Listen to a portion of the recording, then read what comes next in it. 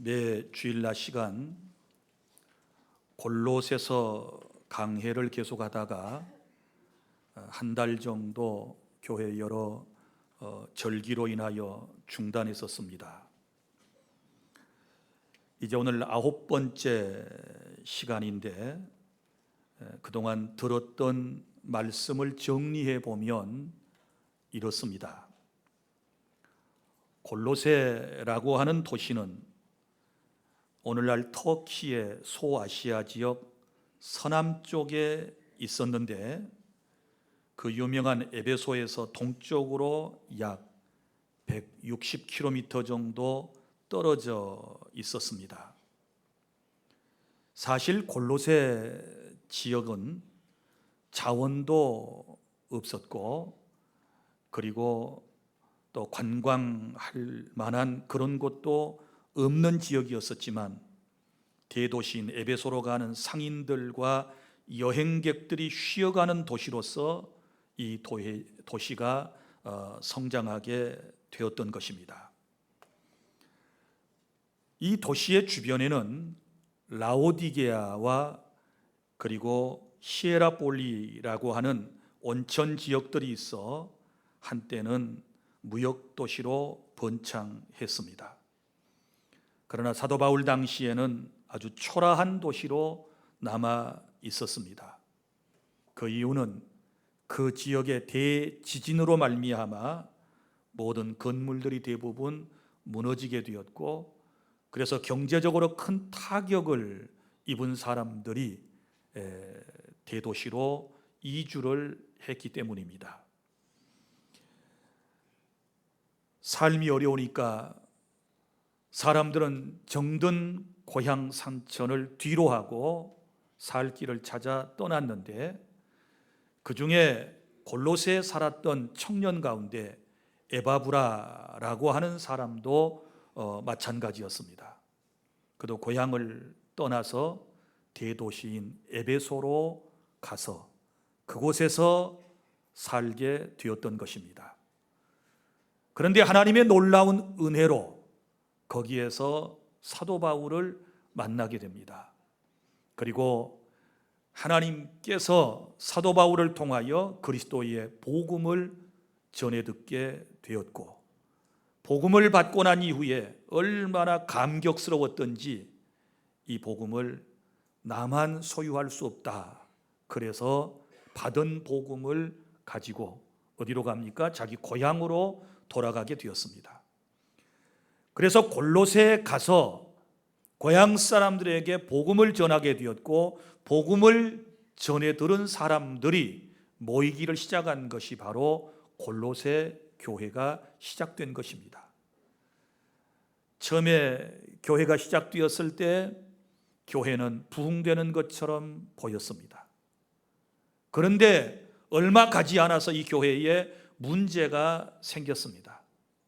그것은 다른 것이 아니라 영적인 큰 문제가 찾아왔는데 이단들이 성행해 가지고 믿음으로만 구원받는다라고 가르쳐 준 그리스도의 복음, 사도 바울을 통하여 전해준 그 복음을 사람들이 확신하지 못하고 이 마음이 자꾸만 흔들리게 되었던 것입니다. 자, 이런 안타까운 목회 현장의 모습을 보면서 에바브라가 저 멀리 이탈리아 로마 감옥에 있는 사도 바울에게 이 교회의 어려운 형편에 대한 이야기를 전하게 되었습니다. 그때 사도 바울이 에바브라의 골로새 교회의 형편을 듣고 난 이후에 그가 성도들에게 편지를 썼습니다. 에베소 골로새에 사는 성도들에게 편지를 썼는데 그 편지가 지금 우리가 읽은 이 골로새서가 되는 것입니다. 자, 여러분, 이 교회 안에 가장 어려웠던 문제가 무엇이었다고 그랬습니까? 이단에 관한 문제라고 그랬습니다. 이 교회 안에 세 이단의 이 가르침이 있었는데 이런 겁니다. 먼저는 율법주의였습니다. 무슨 얘긴고 하면 예수님을 믿음으로만 구원받는다라고 하는 것이 주님이 가르쳐 주신 복음이고 사도 바울을 통하여 들은 복음이거든요.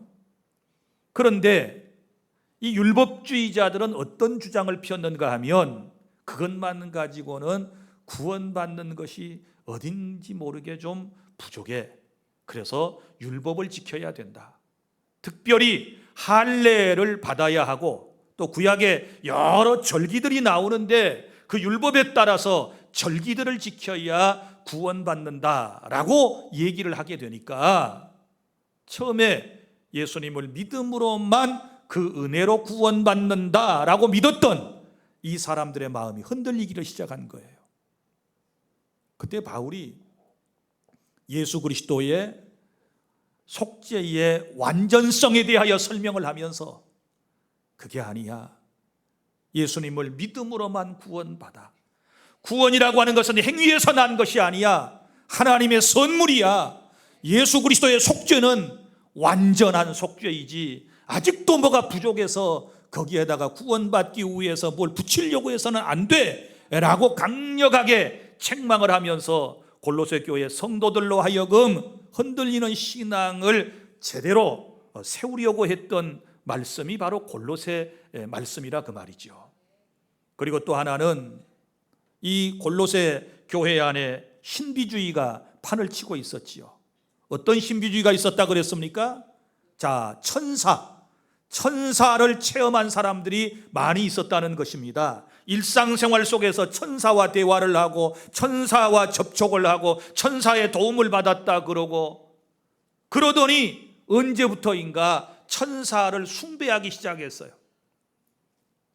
천사에게 예배하기 시작했다고 말입니다. 예배의 대상은 하나님 한 분뿐이심에도 불구하고 이 잘못된 신비주의자들은 천사를 숭배하게 된 것입니다. 이것도 행위구원을 주장하는 것이죠. 율법도 행위구원이고 천사를 숭배하는 것도 행위에 관련된 것 아니겠습니까? 그리고 또 하나는 무엇입니까? 그것은 바로 금욕주의자들이 또 나타난 것입니다.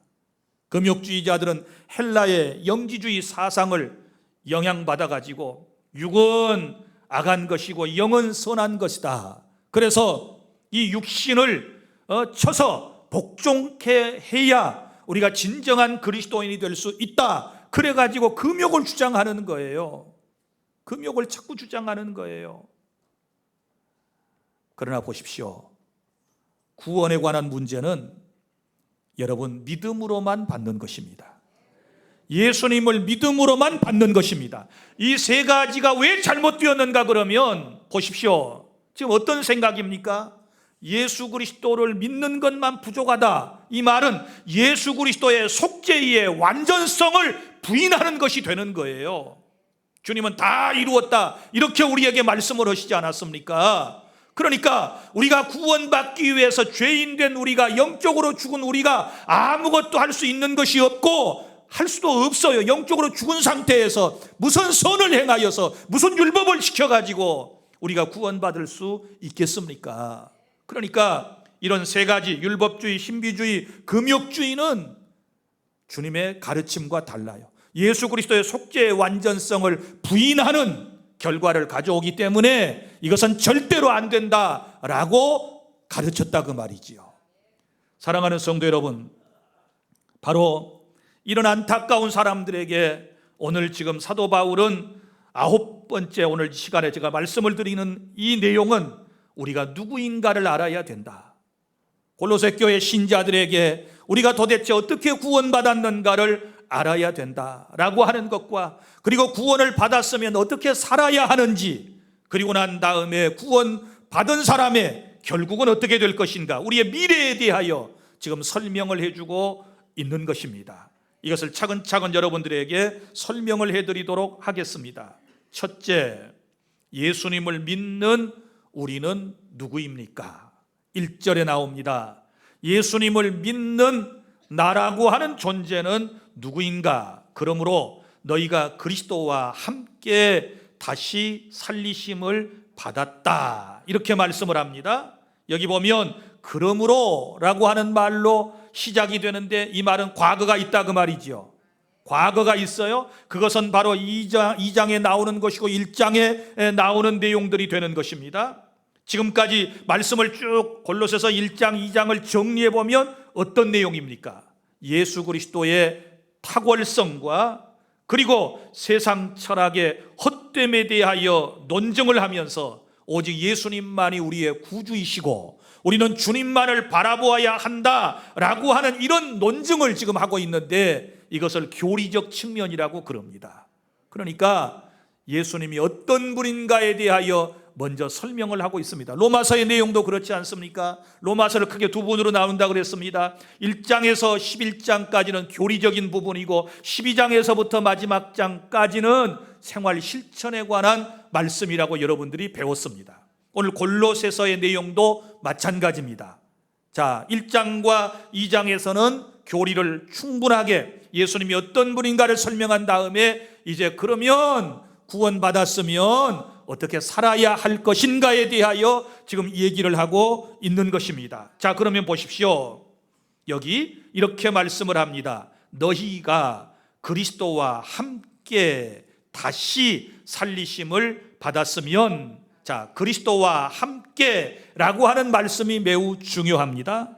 그리스도와 함께, 이걸 그리스도와의 신비적 연합이라고 그럽니다. 창세전에 하나님의 백성으로 선택함을 받았고 예수 그리스도의 속죄의 완전성을 믿는 사람과 그리스도는 연합된 관계 속에 있다라고 하는 그런 말씀입니다. 그런데 함께 다시 살리심을 받았으면, 이 말은 죽었다가 살았다 그 말이지요. 그러니까 무슨 얘기인가 하면, 나라고 하는 존재는 그리스도와 함께 죽었다가 다시 그리스도의 부활과 함께 살아난 존재라고 하는 사실을 믿으시기를 바랍니다. 우리의 옛사람은 예수님이 십자가에 죽으실 때 완전히 죽었고 예수님께서 부활하실 때 나 또한 다시 살아났다는 사실을 여러분 믿으시기를 바랍니다. 그러니까 쉽게 말하면 예수님의 죽음이 나의 죽음이고 예수님의 부활하심이 곧 나의 부활이라고 하는 사실이고, 그런데 이런 놀라운 건 여기 다시 살리심을 받았으면, 죽었다가 다시 살아났다 그 말이죠. 살리심을 받았다 그랬습니다. 이 말은 무슨 말인가 하면, 인간의 자력이나 어떤 인간의 노력을 통해서 내가 다시 살아난 것이 아니고, 이것은 누구에겐가 의해서, 어떤 힘에 의해서 이런 뜻을 가지고 있는데, 우리가 다시 거듭나게 된 것은 성령 하나님의 놀라운 능력을 통하여 다시 거듭났다는 사실을 믿으시기를 바랍니다. 우리는 죽었다가 다시 살았습니다. 할렐루야. 이것을 이제 2장에서는 사도 바울은 세례라고 하는 것을 통해서 설명을 했다고 그랬습니다. 세례가 무엇입니까? 그리스도와 함께 죽고 그리스도와 함께 살아나는 예식이 바로 세례이다. 그래서 세례라고 하는 것이 그렇게도 중요한 의미를 담고 있는 것입니다. 자, 보십시오. 이제 세례에는 두 가지가 있습니다. 여러분들이 학습 세례를 받을 때에 충분히 공부를 하셨습니다. 세례의 두 가지. 첫째가 뭐예요? 성령 세례. 또 하나가 뭐예요? 물 세례. 그럼 성령 세례는 무엇이고 물 세례는 무엇일까요? 성령 세례라고 하는 것은 이런 겁니다.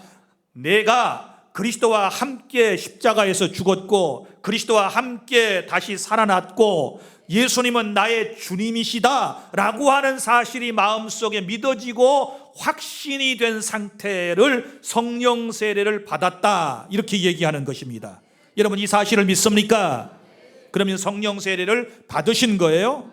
그래서 성령 세례를 받은 사람에게 목사가 물 세례를 통하여 성령 세례에 대한 확증을 주는 겁니다. 그래서 세례를 베풀 때에 목사가 꼭 물어보지요. 예수님이 어떤 분인가를 물어보지요. 예수님이 당신의 죄 때문에 십자가에 죽으셨다가 다시 사신 것을 믿습니까? 라고 물으면 성령 세례를 받은 사람은 예 라고 대답을 하고, 그렇게 믿고 고백하는 사람에게 이제 확증을 시켜주는 것이, 모든 사람이 지켜보는 가운데서 이제 이 사람의 신앙은 틀림이 없다라고 물로써 표해주는 것이 바로 세례의 의미라는 사실을 기억하시기를 바랍니다. 그러면 오늘 첫 번째 질문, 나는 누구인가? 나라고 하는 존재는 허물과 죄로 죽었다가 다시 살아난 존재. 할렐루야. 거듭난 사람 믿습니까? 하늘의 새 생명, 예수의 생명을 얻은 하나님의 사람으로 이 땅에 살아가고 있다는 사실을 믿으시기를 바랍니다. 자, 우리 갈라디아서 2장 20절 말씀을 다 함께 읽도록 하겠습니다. 여기 보면 이렇게 말씀이 기록되어 있습니다. 갈라디아서 2장 20절 시작. 내가 그리스도와 함께 십자가에 못 박혔나니 그런즉 이제는 내가 사는 것이 아니요 오직 내 안에 그리스도께서 사시는 것이라. 이제 내가 육체 가운데 사는 것은 나를 사랑하사 나를 위하여 자기 자신을 버리신 하나님의 아들을 믿는 믿음 안에서 사는 것이라. 아멘. 할렐루야. 내가 누구와 함께? 그리스도와 함께 어디에 못 박혔어요? 십자가에 못 박혔다. 과거에 나는 완전히 그리스도와 함께 십자가에 못 박혔다는 이 사실을 꼭 믿으시기를 바랍니다. 확신하시기를 바랍니다. 이것이 절대로 흔들려서는 안 돼요. 그래서 찬송가에 나 같은 죄인 살리신 주의 놀라와 잃었던 생명 찾았고 광명을 얻었네. 너무너무 멋진 고백입니다. 여러분, 내가 누구입니까? 그리스도와 함께 죽고 살아난 새 생명을 얻은 생명이라는 것을 꼭 이 시간에 마음속에 깊이 확신하는 그런 시간 되시기를 다시 한번 여러분에게 말씀을 드립니다. 그 다음에 둘째로, 자, 그러면 1절 하반절에서부터 3절까지의 말씀은 뭐냐? 구원받은 성도는 어떻게 살아야 할 것인가에 대하여 이제 구체적으로 말씀을 하고 있습니다. 이것을 현재적인 삶이라고 그럽니다. 자, 본문 1절 하반절은 구원받은 성도의 삶의 방향과 목표에 대해서 지금 설명을 해주고 있습니다. 자, 이렇게 말씀을 합니다. 다시 살리심을 받았으면 위의 것을 찾으라. 거기는 그리스도께서 하나님 우편에 앉아 계시느니라. 그래서 첫 번째, 우리가 어떻게 살아야 되느냐? 하늘 보좌에 앉아 계셔서 온 세상을 통치하고 계시는 주 예수님을 바라보고 사시기를 바랍니다.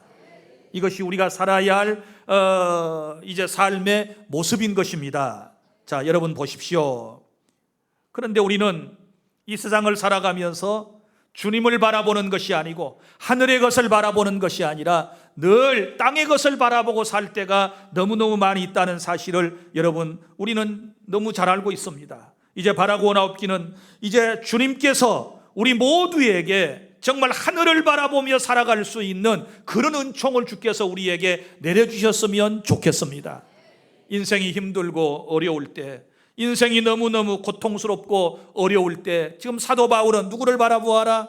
하늘을 바라보아라. 주 예수를 바라보아라. 지금 골로새 교회 신자들이 두 가지 크게 어려운 사실에 직면을 하고 있다 그랬지 않았습니까? 하나는 경제적으로 너무 어려워요. 지진 난 다음에 경제적으로 너무 어려워요. 또 하나는 영적으로 지금 너무 혼돈스러운 거예요. 이단들이 나타나가지고 이런 말 저런 말 하니까 믿음이 막 흔들리는 거예요. 그리고 초대교회 때는 그리스도인이 되면 얼마나 세상으로부터 불이익을 당했는지 몰라요. 이런 어려운 상황 속에서 그들이 해야 할 일은, 또 우리가 지금 해야 할 일은 여러분, 주님을 바라보고 살아야 한다는 사실을 믿으시기를 바랍니다.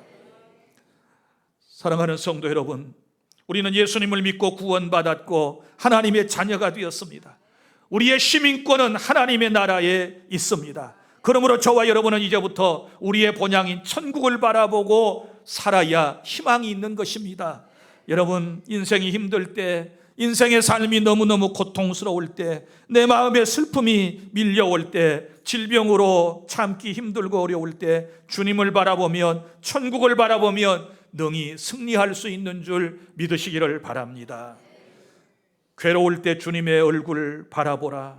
평화의 주님을 바라보아라. 세상에서 시달린 친구들아, 위로의 주님을 바라보아라. 눈을 들어 주를 보라. 내 모든 염려 주께 맡겨라. 슬플 때 주님의 얼굴 보라. 사랑의 주님이 안식 주리라. 힘이 없고 내 마음 연약할 때 능력의 주님을 바라보아라. 주의 이름을 부르는 모든 자는 힘주시고 늘 지켜주시리. 할렐루야.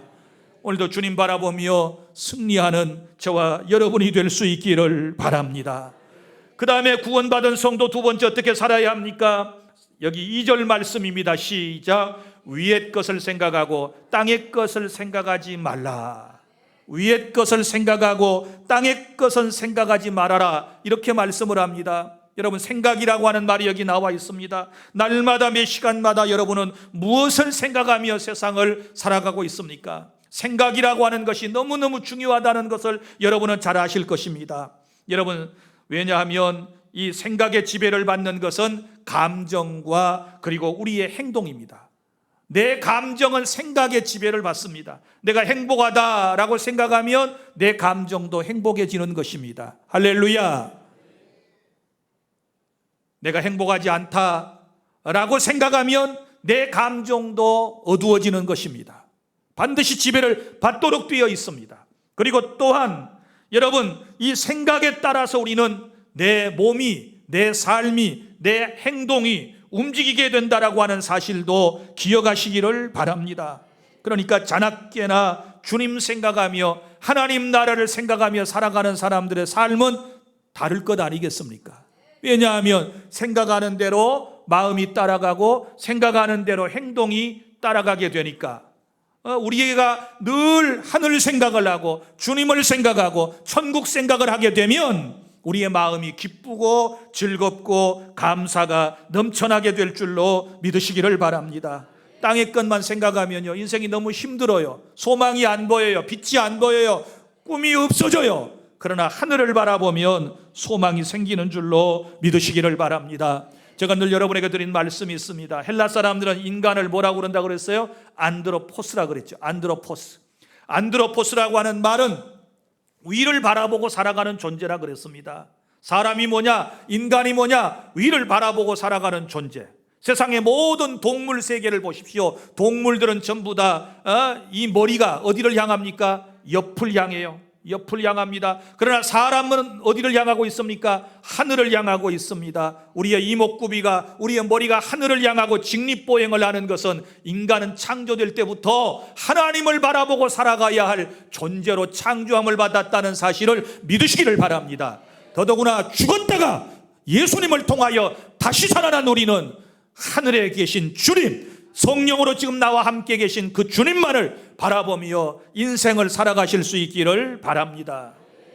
우리가 세상 살다가 사방으로 우겨쌈을 당할 때가 있습니다. 그렇지 않습니까? 사방팔방으로 길이 없어요. 우겨쌈을 당했어요. 그때 여러분 다시 한번 정신을 가다듬고 하늘을 쳐다보면 항상 위는 열려 있다 그랬지요. 믿습니까? 살아날 구멍이 다 있어요. 믿으시기를 바랍니다. 하나님께서 우리에게 살 길을 보여주시는 줄로 믿습니다. 하나님을 바라보면 살 길이 열려요. 주님을 바라보면 살 길이 열려요. 하늘을 바라보면 희망이 생기고 용기가 생겨지게 될 줄로 믿으시기를 바랍니다. 위의 것을 생각하고 사는 사람의 삶의 모습과 땅의 것만 생각하고 사는 사람의 모습은 다르다는 것을 우리는 잘 알고 있습니다. 일본 한인교에서 심우하시는 어떤 목사님의 설교를 인터넷에서 읽었습니다. 그분의 설교 내용 가운데 이런 이야기가 있었습니다. 일본의 한 발명가가 있었답니다. 이분이 아주 특별한 슬리퍼를 만들었는데 이 슬리퍼는 어떤 슬리퍼냐? 잘 들어봐요. 신고만 다녀도 다이어트가 되는 슬리퍼. 세상에나. 신고만 다녀도 살이 빠져요. 다이어트가 된다는 거예요. 그래가지고 엄청난 돈을 벌었습니다. 자, 이분이 TV에 나와서 인터뷰를 하는 것을 이 목사님이 보았답니다. 사회자가 질문을 했답니다. 그 돈을 벌어서 어디다 썼습니까?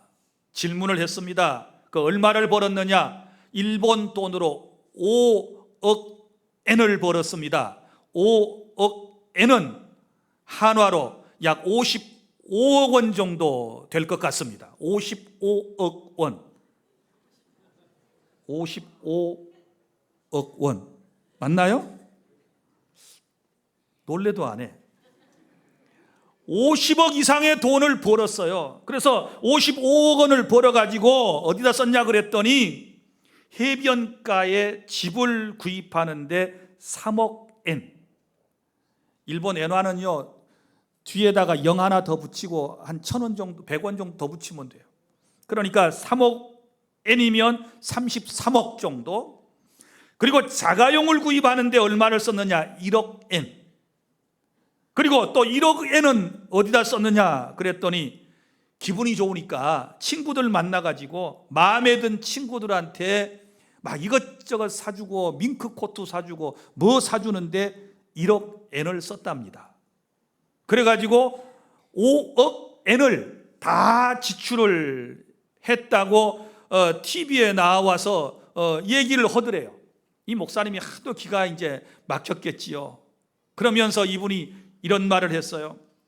어떤 사람은 한평생 힘들게 땀 흘려 모은 재산을 장학금으로, 그리고 대학 도서관 짓는데, 교회당 짓는데, 선교하는 곳에 가치 있게 쓰기도 하는데, 세상에 그 돈을 그렇게 땅에 있는 것에만 관심을 가지고 다 써버리는 이런 어리석은 사람이 어디 있는가. 그런 안타까운 심정으로 이분이 설교를 하면서 똑같은 돈이지만 어떻게 쓰느냐에 따라서 그것이 위의 것이 될 수도 있고 땅의 것이 될 수도 있다라고 얘기를 했는데 저도 전적인 동감입니다. 맞지요? 똑같은 돈이지만 땅의 것만 위해서 쓰는 거 무슨 의미가 있나요? 맞지요?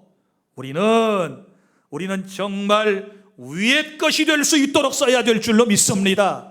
하나님이 기뻐하시는 것이 될 수 있도록 사용해야 된다는 사실을 믿으시기를 바랍니다. 그럼 왜 우리가 주님을 바라보고 위의 것만 생각하며 살아야 합니까? 그런데 여기서 여러분들이 오해하지 말아야 할 것은 땅의 것 생각하지 말고 위의 것만 생각하라고 그러니까 그럼 세상 것 뭐 아무것도 생각할 필요 없네? 천국만 바라보고 예수님만 믿다가 그냥 세상 떠나면 되겠네? 그렇지 않습니다. 그것은 올바른 신앙이 아닙니다. 늘 말씀드리지만 우리 크리스천들에게는 세상도 중요하고 천국도 다 똑같이 중요한 것입니다. 믿습니까? 균형 잡힌 신앙생활을 할 수 있기를 바랍니다. 우리가 세상에 태어나서 하나님의 은혜로 살고 있고 세상에서 구원받았고 세상에서 하나님을 섬기다가 천국에 들어가게 돼요. 그러니까 이 세상은 너무나도 소중한 거예요. 주님은 세상을 구원하기 위해서 오셨어요. 믿습니까? 그러면 구원받고 난 이후에 우리는 이 땅에서 책임 있는 삶을 살아야 돼요. 성실한 삶을 살아가야 돼요. 너무나도 아름다운 세상이에요. 주님이 만든 세상이에요. 하나님을 기쁘시게 하기 위해서, 하나님의 영광을 위해서 살아야 되는 것입니다. 세상 것 다 뒤로 하고 세상 것은 다 무시하고 관심도 없이 이렇게 살아라, 그런 뜻 아닙니다. 그런 뜻 아니에요. 이런 세상에서 살기 위해서 우리가 힘들고 어려울 때마다 어디를 바라보아요? 우리의 본향인 천국을 바라보고 살아라. 하나님 나라를 바라보아라. 주님이 우리에게 말씀을 하시는 거예요. 우리는 나그네 인생을 세상에 살고 있습니다. 그렇지 않습니까? 나그네는 언젠가 여행하던 곳을 떠나면 어디로 돌아가야 돼요? 자기 집으로 가야 돼요. 자기 본향으로 돌아가야 돼요. 인생이 나그네처럼 살다가 어디로 가야 돼요? 본향으로 돌아가야 돼요.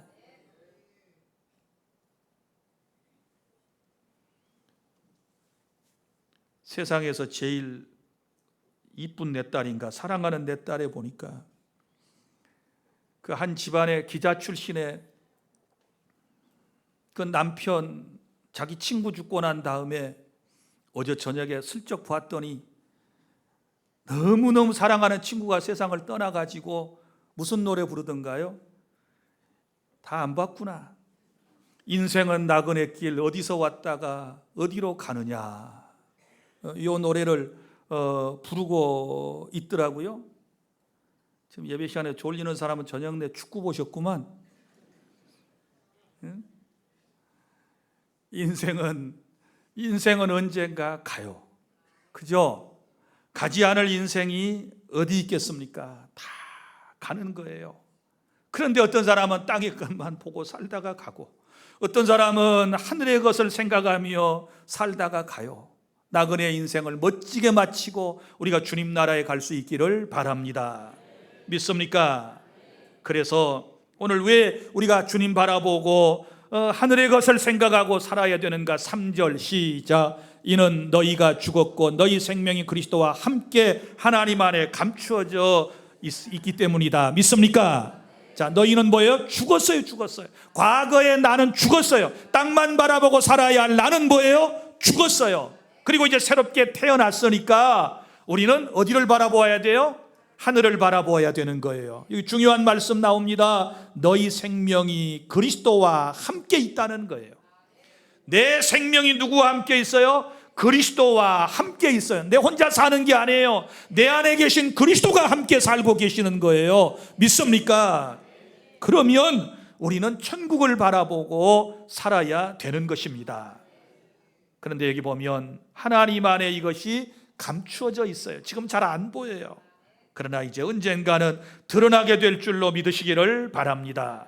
셋째, 자, 이제 그러면 우리는 4절에서 미래의 우리의 모습들을 볼 수 있는데, 세 번째는 주님을 바라보고 산 우리는 어떻게 될 것인가, 여기에 대하여 다루고 있는데 4절 다 함께 시작. 우리 생명이신 그리스도께서 나타나실 그때에 너희도 그와 함께 영광 중에 나타나리라. 아멘.